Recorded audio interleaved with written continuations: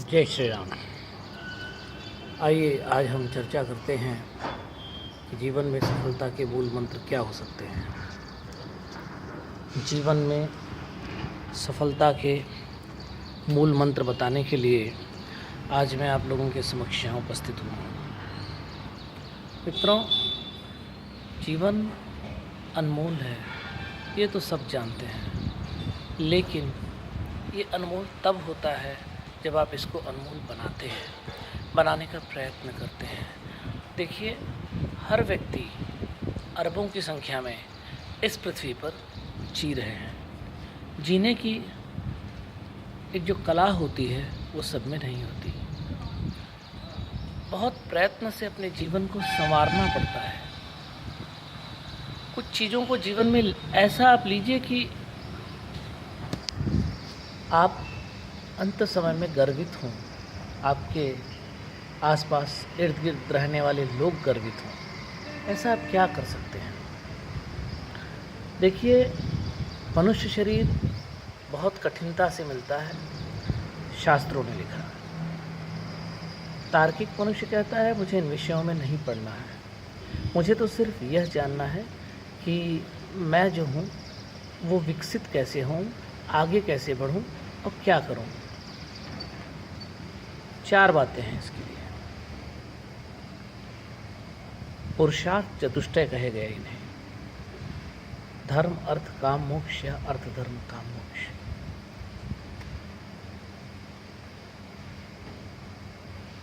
एकदम सत्य के मार्ग पर चलते हुए धर्म के मार्ग का आचरण करते हुए मनुष्य जब आगे बढ़ता है तो उसकी आकांक्षाओं की आपूर्ति स्वयंभव भावी हो जाती है। उसकी आकांक्षाओं की आपूर्ति प्रकृति या परम पुरुष करते ही हैं। हमारा जो मन है यह आत्मा के बड़ा करीब है। मन में ऐसे किसी प्रकार की इच्छा आती है और हमें मिलेगा वही जो हमारे कर्म में है। नाहिन को सुख दुख कर दाता, निजकृत कर्म भोग सब भ्राता, कर्मणा गहनो गति। न जाने कितनी बातें हमने गहराई से देखी। यदि आपके कर्म में अच्छे कर्म सम्मिलित हुए हैं तो उसका पुण्य होगा। अच्छे कर्मों से पुण्य की उत्पत्ति होती है और बुरे कर्मों से पाप की। यदि आप अच्छा कर्म करते हैं तो आप बहुत सारा अपना पुण्य का बैलेंस बना लिया करते हैं और फिर उसी को भोगते हैं आप। यदि आपसे कुछ गलत कार्य होते हैं, मसलन चोरी, लालच, क्रोध के द्वारा किसी प्रकार का विनाश या किसी दूसरे का नुकसान, यदि ऐसा कुछ हमारे द्वारा होता है तो वो पाप में निर्मित हो जाता है। पुण्य और पाप, इनके अलावा हम कोई अन्य कार्य किसी समय नहीं करते। जैसे कि हम सोचते हैं कि हम बैठे हुए हैं, तो हम बैठे हुए नहीं हैं, हम समय को व्यर्थ कर रहे हैं। ये कोई अच्छी बात नहीं होती। यदि आप जागृतावस्था में हैं तो फिर अच्छी चीज़ों को कीजिए, सृजनात्मक चीज़ों में अपने समय को व्यय कीजिए। यदि आप समय को व्यय नहीं करते, आप यदि ऐसे ही पड़े रहते हैं तो आप समय को नष्ट कर रहे हैं। तो ये सचमुच में अच्छी बात नहीं है। अकर्मा अवस्था में आप एक क्षण भी नहीं रहते। आप जिस समय सो रहे होते हैं उस समय भी आप कर्म कर रहे हैं। सोने का, आलस्य का, ये तमो प्रधान कर्म हो गया। यदि आप पूजन में हैं, किसी की मदद कर रहे हैं, कुछ चिंतन कर रहे हैं और कुछ क्रियान्वयन कर रहे हैं, तो ऐसी परिस्थितियों में आप सदकर्म कर रहे हैं।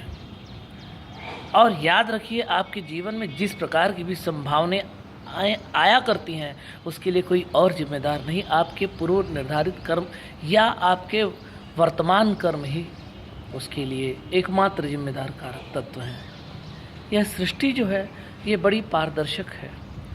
यदि आप बुरे कर्म करेंगे तो बुरा फल मिलेगा, अच्छे कर्म करेंगे तो अच्छा फल मिलेगा, फल भी आपको यही मिलेगा।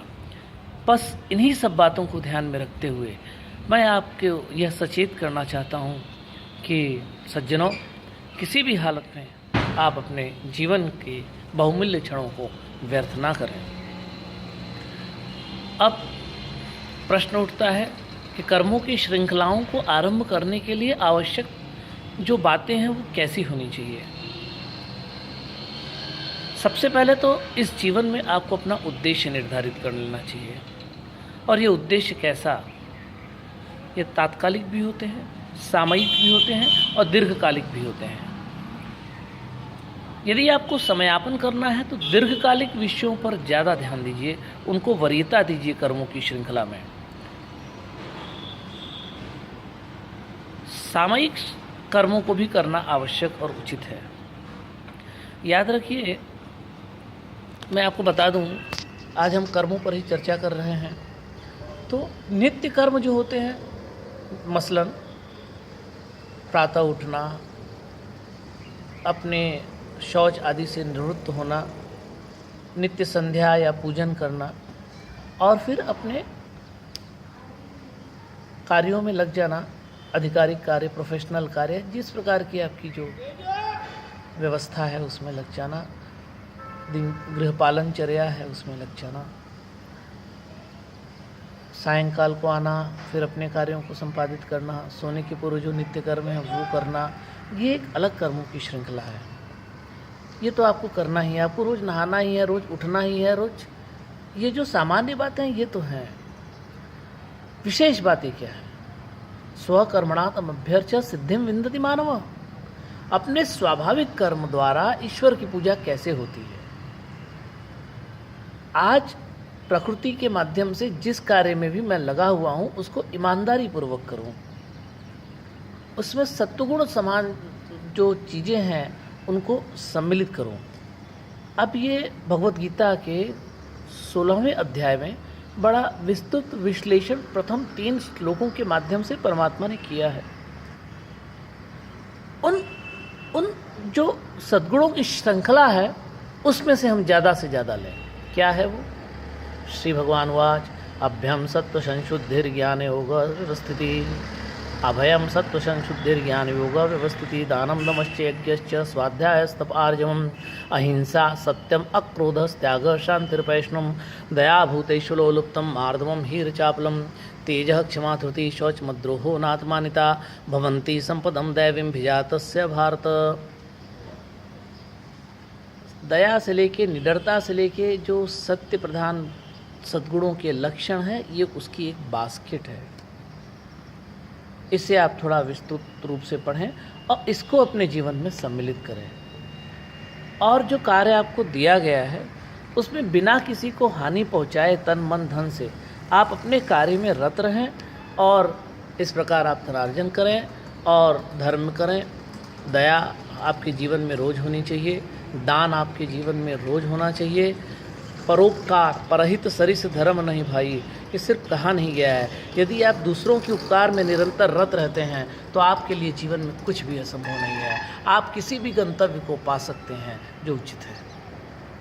प्रयत्नपूर्वक आगे बढ़ना ही पुरुषार्थ है, और जीवन में पुरुषार्थ हर हालत में होना चाहिए। इन्हीं सब बातों के साथ आज मैं आपको सिर्फ कर्म के बारे में इतना ही बताते हुए कि नित्य आप 17 से 18 घंटे तक कार्यों में रत रहें, 6 से 7 घंटे आप विश्राम करें, और उसके बाद नई ऊर्जा के साथ नित्य नए कार्यों में रत हो जाए।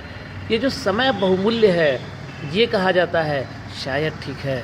समय पैसा है ये कहा जाता है, पता नहीं कितना ठीक, क्योंकि पैसा तो एक सीमित असीमित आप प्राप्त कर सकते हैं, एक सीमित उसकी परिधि है, लेकिन समय एक बार निकल जाए तो वापस नहीं आता। इसलिए समय मुझे लगता है पैसे से कहीं ज़्यादा महत्वपूर्ण है। आपको अपना समय बहुत सोच समझ करके, बहुत व्यवस्थित रूप से इस जीवन में संवारने की ज़रूरत है। याद रखिए, समय का इस्तेमाल करने वाले आगे बढ़ते हैं, समय का सही इस्तेमाल करने वाले बहुत आगे बढ़ते हैं, और समय को अपने हिसाब से मेहनत करके चलाने वाले, समय के साथ चलना सामान्य मनुष्य का कर्म है। मगर अपने पुरुषार्थ द्वारा समय को अपने अनुरूप ढाल लेना और उसके हिसाब से चलना, ये महापुरुषों के लक्षण हैं। इसलिए मेरा कहना है, आप ज़्यादा से ज़्यादा अपने गंतव्य की तरफ आगे बढ़ें, गंतव्य निर्धारित करें, बिना समय गंवाए आगे वाले अपने जीवन में आज से, अभी से, इसी क्षण से जो आपका जीवन आगे का है उसके लिए सब कुछ निर्धारित कर लें। दैनिक चर्या, दीर्घकालिक चर्या और दैनिक गंतव्य, दीर्घकालिक गंतव्य, इन सब को निर्धारित करें और सबको परमात्मा को अर्पित कर दें। सबको, सारे कार्य जो आप कर रहे हैं बस यही सोचिए कि हम जो कर रहे हैं ये परमात्मा के लिए कर रहे हैं, क्योंकि आखिर आपके शरीर में जो आत्मा रूप में निवास कर रहा है वो भी परमपिता परमेश्वर भगवान नारायण परम ब्रह्म का है एक छोटा सा अंश।